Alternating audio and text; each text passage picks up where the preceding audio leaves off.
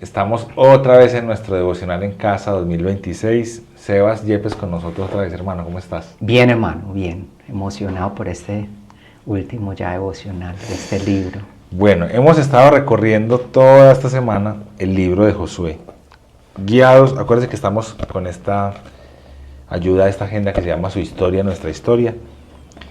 El libro de Josué, vimos desde el primer momento, la introducción, que es un libro que nos muestra el poder de Dios, la fidelidad de Dios que cumple con este pueblo al que le dijo, yo les voy a dar ese pueblo y les voy a dar ese territorio y ustedes tienen que ir por él, y Dios les cumple cada una de las cosas que les ha prometido.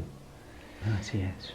Hoy vamos a meditar en cuál texto de Josué, Sebas. Vamos a ir a Josué capítulo 7, del 1 al 13. 7 del 1 al 13, ¿te gustaría que lo lea yo? Sí, léelo, Listo. por favor. Dice, pero los israelitas, ¿cierto? Es ese, 7 Sí, es y el ese. 1 al 13. Listo. Pero los israelitas fueron infieles en cuanto a las cosas dedicadas al anatema. Porque Acán, hijo de Carmi, hijo de Sabdi, hijo de Sera, de la tribu de Judá, tomó de las cosas dedicadas al anatema. Entonces la ira del Señor se encendió contra los israelitas. Josué envió hombres desde Jericó a Jai, que está cerca de Bet-Aben, al este de Betel, y les dijo, suban y reconozcan la tierra. Y los hombres subieron y reconocieron a Ai. Cuando volvieron a Josué le dijeron, que no suba todo el pueblo, solo 2 o 3 mil hombres subirán a Ai. No hagas cansar a todo el pueblo subiendo allá, porque ellos son pocos. Así que subieron allá unos 3 mil hombres del pueblo, pero huyeron ante los hombres de Ai. Los hombres de Ai hirieron de ellos a unos 36 hombres y los persiguieron desde la puerta de Sebarim y los derrotaron en la bajada. El corazón del pueblo desfalleció y se hizo como agua. Entonces Josué rasgó sus vestidos y se postró rostro en tierra delante del arca del Señor hasta el anochecer, él y los ancianos de Israel, y echaron polvo sobre sus cabezas. Y Josué dijo, Señor Dios, ¿por qué hiciste pasar a este pueblo el Jordán para entregarnos después en manos de los amorreos y destruirnos? Ojalá nos hubiéramos propuesto habitar al otro lado del Jordán. Señor, ¿qué puedo decir ya que Israel ha vuelto la espada ante sus enemigos? Porque los cananeos y todos los habitantes de la tierra se enterarán de ello y nos rodearán y borrarán nuestro nombre de la tierra. ¿Y qué harás tú por tu gran nombre? El Señor dijo a Josué, levántate, ¿por qué te has postrado rostro en tierra? Hasta ahí. Hasta ahí, exacto. Tremendo, hermano. Tremendo. Y ver esto a la luz de lo que hemos visto de todo el capítulo, de todo el libro de Josué, es un momento como de esos de caída en la historia. ¿Qué podemos ver acá, Sebas, para pensar en confesión y en adoración al Señor?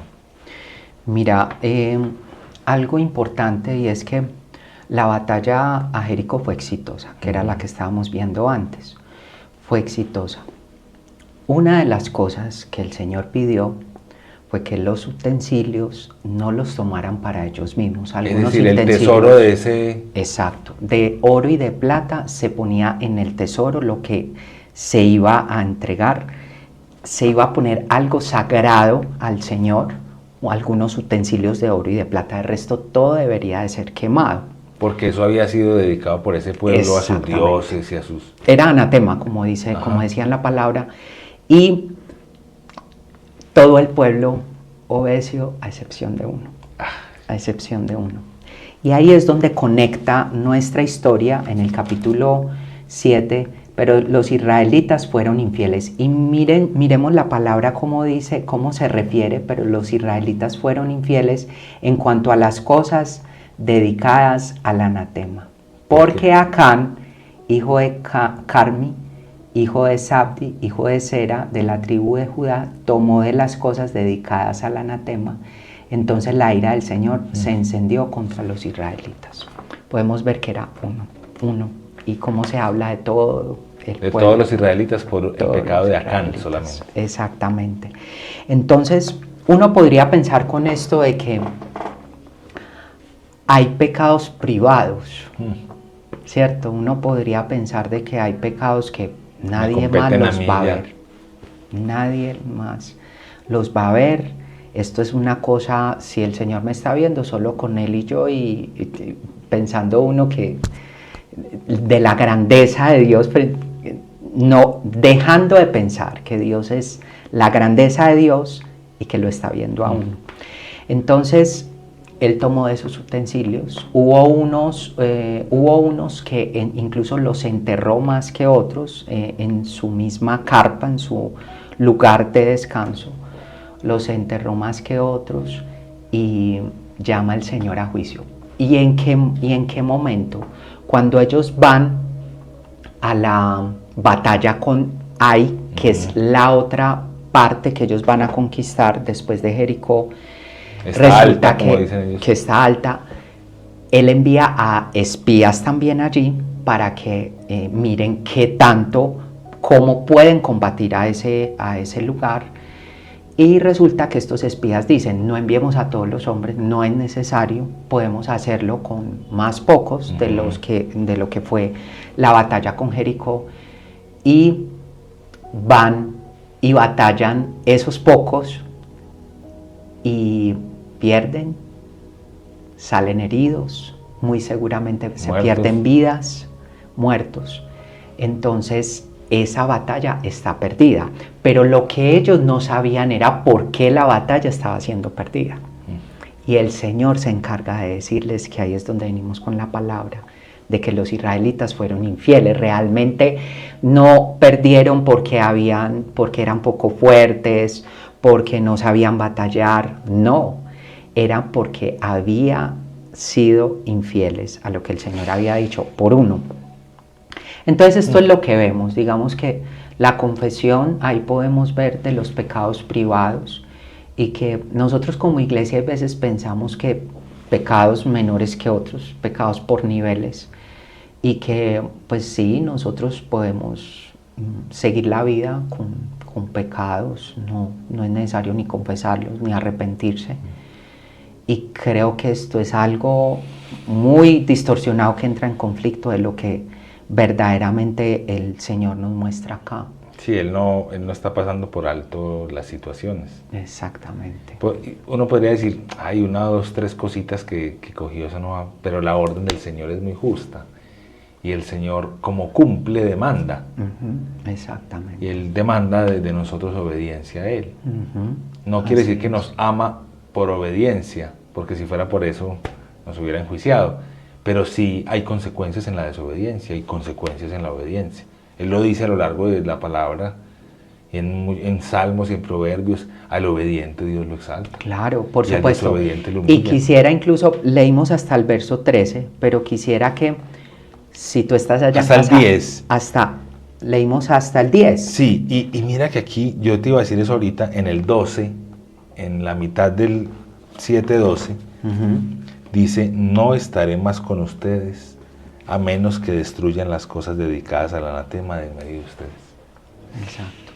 Y es por eso estaba pensando que es importante que leamos más de cuáles fueron las consecuencias para este hombre que se trajo estos utensilios, que los tomó para él, y cómo incluso Josué le pregunta a él, porque es una forma muy hermosa cómo se expresa Josué, pero las consecuencias fueron terribles, tanto para él como para su familia. No les quiero hacer spoiler, pero es muy triste de lo que ocurrió allí con... Eso está en la segunda parte del capítulo 7. Exacto. Lo pueden leer todos para que conozcan más la consecuencia de lo que pasó aquí. Entonces, listo, eso.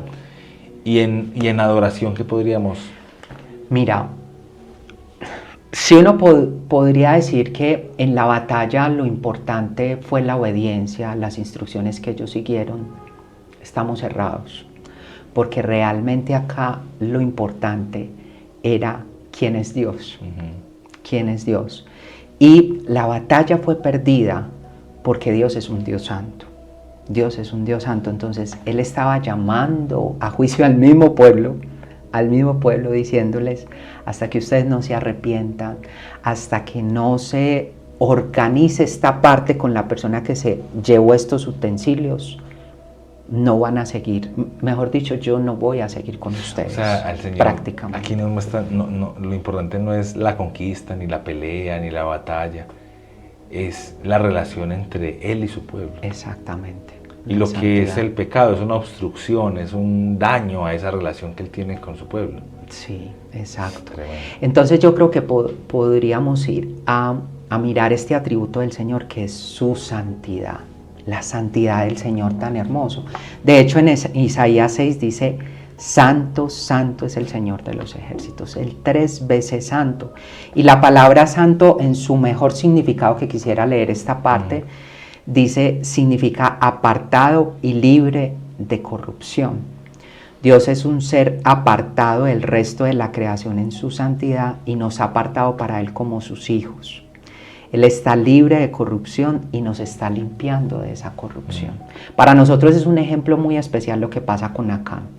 Es para él terrible, pero para nosotros es un buen ejemplo de quién es Dios, y cómo nosotros podemos caer en eso con tanta facilidad. Entonces yo creo que es alabar al Señor por su santidad, porque Él es separado de toda corrupción, es completamente santo y por eso debe ser alabado Él. Voy a orar. Listo.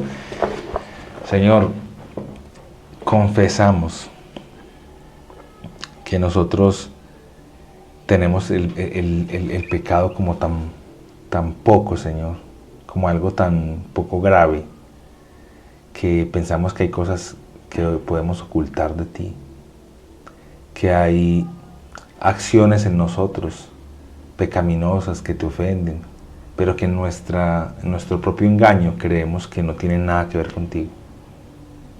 Y así, Señor, lo que hacemos es herir, romper, Señor, dañar lo que tú has hecho con nosotros.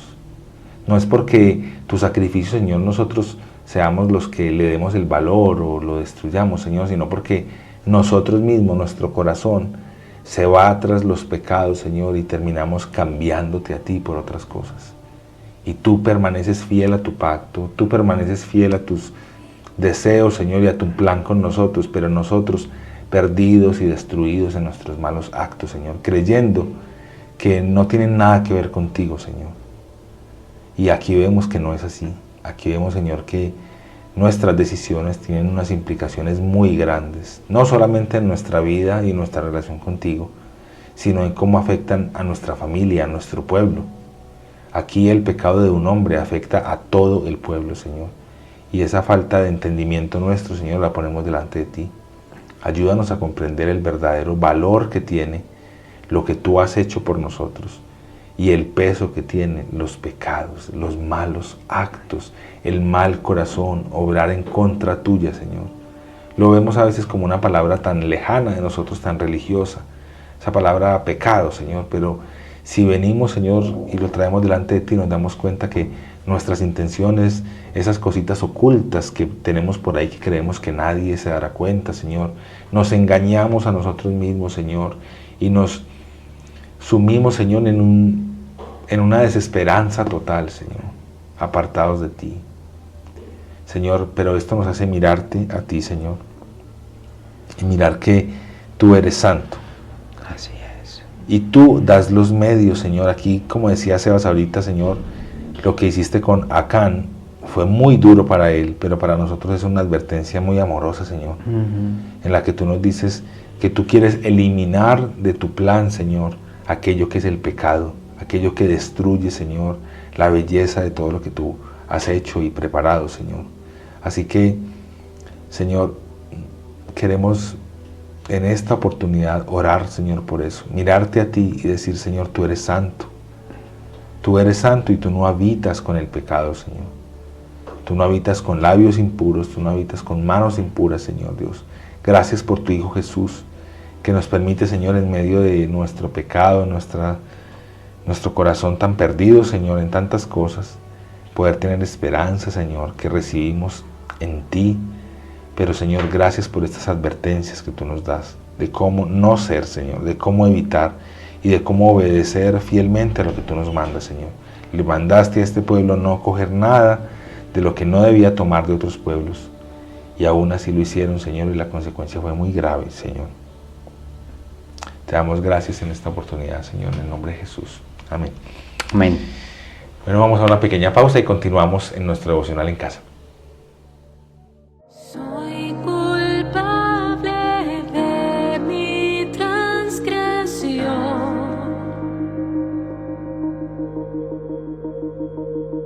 He pecado contra ti, Señor. Y tú eres siempre justo al hablar.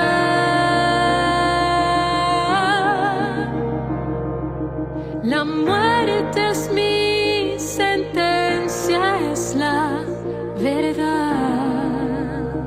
Si contaras nuestra iniquidad, ¿quién permanecerá? Mi esperanza está en ti, Señor, en ti sé que hay perdón. Ten piedad de mí, un pecador. Hoy confieso mi necesidad de gracia y de perdón. Ten piedad de mí, un pecador. En ti hay gran misericordia y abundante redención. Ten piedad de mí, oh Señor. Bueno, continuamos con nuestro devocional en casa el día de hoy. Estamos meditando en el capítulo 7 de Josué. Sebas, qué episodio tan triste. Después de venir de mirar las promesas de Dios y la victoria en Jericó, ahora vemos este capítulo que nos muestra las consecuencias del pecado. Sebas, ¿qué podríamos pensar con base en este fragmento que hemos leído acerca de súplica y acción de gracias? Y acciones de gracias. Mira, yo respecto a esto quisiera que lleváramos la mirada también en que hay batallas que pueden ser ganadas con éxito. Hay batallas que nos reconfortan y nos dicen, uy, fue posible. Pero ¿qué tanto las otras que vienen? Las otras que están ahí esperando, ¿cómo se van a llevar a cabo? Entonces, es muy importante que nosotros supliquemos por la lucha del pecado y la tentación, porque son cosas que van a estorbar en nuestras vidas y que eso va a ser un impedimento para todo lo que viene y lo que el Señor nos tiene. Entonces yo creo que por eso deberíamos de suplicar, y como decía antes, sin menospreciar el pecado o los pecados pequeños escondidos por allá, que indudablemente van a afectar, así como lo vimos que pasó con Acán, y que realmente le tuvo que preguntar Josué, le tuvo que preguntar, y el Señor, sí, y el Señor tuvo que designar y reunir a todo el pueblo. Bueno, yo dije que no iba a hacer spoiler, pero reunir a todo el pueblo y venir por cada tribu hasta llegar a cada clan y cada familia, y así hasta llegar allí a esa tienda. Entonces, ¿cómo nosotros podemos tener esta lucha y suplicar para que el pecado, incluso cuando lleguen los momentos de tentación que nos sorprenden, ¿cierto? Nosotros podemos pensar, no sé, que estamos como tan firmes en ocasiones, pero el que se crea firme, mire que no caiga, porque detrás viene una batalla y luego otra, y una de ellas puede ser una tentación, otra puede ser una prueba. Entonces yo creo que suplicar por eso es muy importante, que podamos entender lo que el Señor cómo el Señor nos quiere tener firmes, como militares, como que están listos para ir a la batalla. Como hombres fieles también a Él. Exacto, muy importante. Bueno, y referente pues a las acciones de gracias, la victoria, leyendo esto, porque a mí me encanta leer de esto de la Biblia, la Reforma, me gusta mucho leer de allí, la victoria última que Cristo ganó en la cruz fue por el pecado, y eso es muy importante. El pecado no tiene más dominio sobre el creyente. ¿Qué podemos hacer para luchar contra el pecado y la tentación? Considerando que la santificación es un proceso de por vida, ¿cómo podemos luchar con esto? Yo creo que de una forma práctica nosotros podríamos ir, o bueno, en el caso mío, me ha servido mucho ir a 1 Corintios 10:13, y que dice esta palabra, dice: no les ha sobrevenido ninguna tentación que no sea común a los hombres. Fiel es Dios, que no permitirá que ustedes sean tentados más allá de lo que pueden soportar, sino que con la tentación proveerá también la vía de escape, que en otras versiones dice la salida, a fin de que puedan resistirla. Esto es resistir, nadie quiere resistir ahora, queremos buscar una forma práctica de salir de eso. De eliminarlo y de la forma más fácil. Pero en cada momento de tentación, yéndonos un poco más a la tentación, hay una salida. Y eso es lo que por discernimiento que el Señor nos lo permita, para que de una forma aplicativa podemos resistir. Cuando llega el pecado es como contenernos y esperar. Muchas veces esta forma de resistir es correr, es salir corriendo, es irnos a la palabra de Dios, es orar. Hay muchas de las formas en que podemos decir vamos a resistir, o es quedarnos quietos también y esperar en el Señor, de acuerdo pues como a las diferentes circunstancias o momentos de tentación. Es lo que entramos a hacer, pero acá la misma palabra nos guía a resistir porque va a pasar.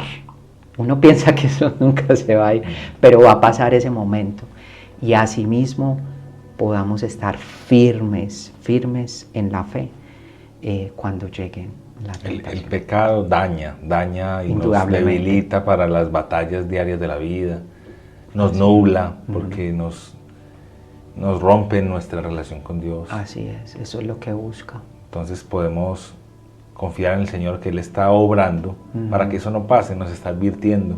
Sí. Mira que nada de esto los tomó por sorpresa. Exacto. Ya Dios les había dicho de eso, no pueden tomar, no ya pueden lo había tomar. avisado. Señor nunca es nos que dice. Él sabe también, pero lo había dicho, sí. Bueno, ¿qué tal si ahora sea así? Claro que sí. ¿No? Bueno, Señor, queremos expresar, Señor, nuestra súplica hacia ti, porque necesitamos luchar contra el pecado y la tentación. Señor, te suplicamos para que nos ayudes con esto. Nosotros muchas veces creemos que no las sabemos todas, porque a veces memorizamos algunos textos. Creemos que podemos tener el control, pero te suplicamos, Señor, porque la tentación, la lucha contra el pecado está a la vuelta de la esquina, Señor. Está tan cerca. Ayúdanos, Señor. Yo te pido muy especialmente para tu pueblo, Señor, tu iglesia, que nos ayudes a ser muy conscientes de esto, que nos afirmes a reaccionar de una forma, Señor, en que demuestre, Señor, que somos tuyos, que somos tus hijos, y que en esto debemos de ser radicales, aun si nos están llamando legalistas. Debemos de ser, Señor, firmes en la fe con estas cosas que llegan y que hay veces las tomamos por alto, dejamos que pasen y que nos lleve el mar y vuelve y nos traiga. Señor, ayúdanos y haznos firmes en la fe. Ayúdanos con esto. Y como acciones de gracia, Señor, que podamos entender como creyentes, y aún si tú estás iniciando en la fe. Señor, que no nos creamos como aquellos que estamos tan maduros, que por los años que llevamos como cristianos, estamos, Señor, tan firmes. Ayúdanos a entender que el que se crea firme, mire que no caiga. Ayúdanos a fijar los ojos en ti y a entender que en la tentación, en el momento de la tentación, hay una salida y a que podemos resistirla. Que tú no has puesto cosas que no podamos sobrellevar, que lo podemos resistir.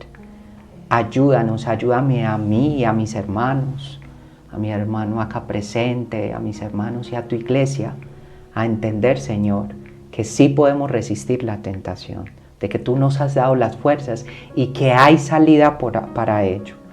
Como decíamos ahora, si hay que correr, si hay que parar, si hay que estar orándote a ti. Pero Señor, que tú nos guíes a ver y a tener el discernimiento de ver la salida en el momento de la tentación. Gracias, ayúdanos porque necesitamos tu ayuda. En el nombre de Jesús, amén. Amén. Bueno, Sebas, llegamos al final de Josué.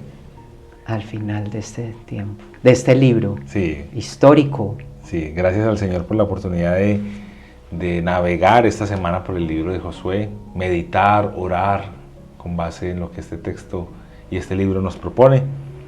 Recuerda que este año estamos en su historia, nuestra historia, un recorrido cronológico por la palabra del Señor. Gracias por estar hasta hoy en este devocional en casa.